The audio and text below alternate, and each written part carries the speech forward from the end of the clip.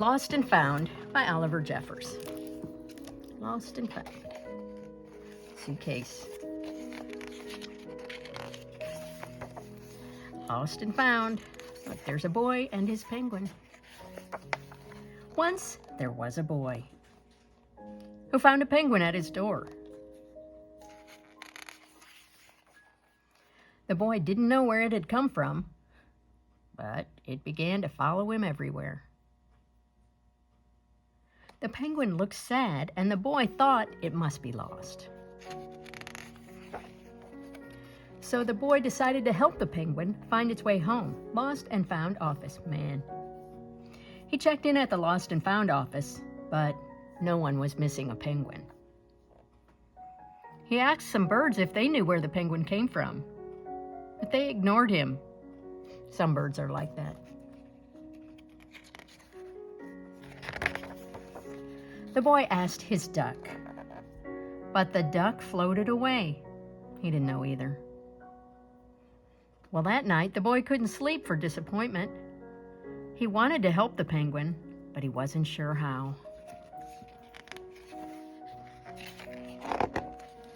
The next morning, he discovered that penguins come from the South Pole. But how could he get there? He ran down to the harbor and asked a big ship to take them to the South Pole. But his voice was much too small to be heard over the ship's horn. Oh, there he is, and there's the penguin. Together, the boy decided he and the penguin would row to the South Pole. So the boy took his rowboat out and tested it for size and strength, and he told the penguin stories to help pass the time. They packed everything they would need and pushed the rowboat out to sea. They rowed south for many days and many nights. There was lots of time for stories, and the penguin listened to every one, so the boy would always tell another.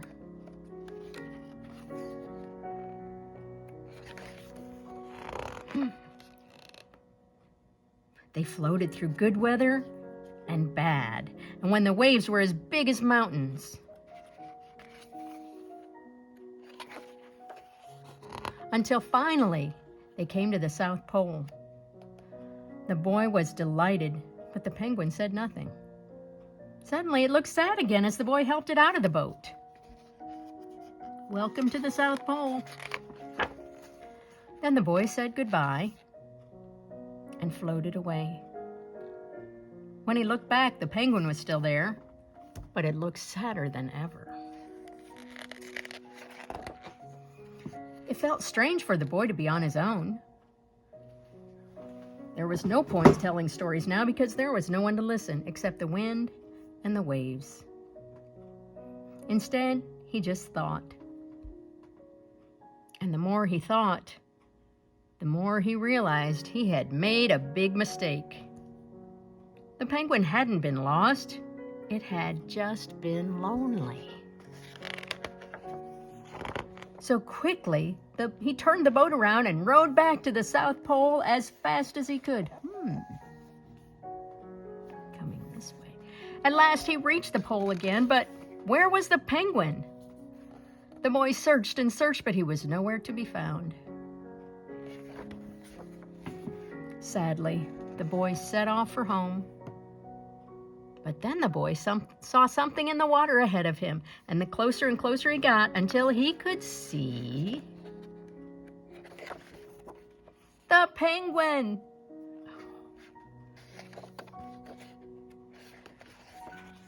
And so the boy and his friend went home together, talking of the wonderful things they saw all the way.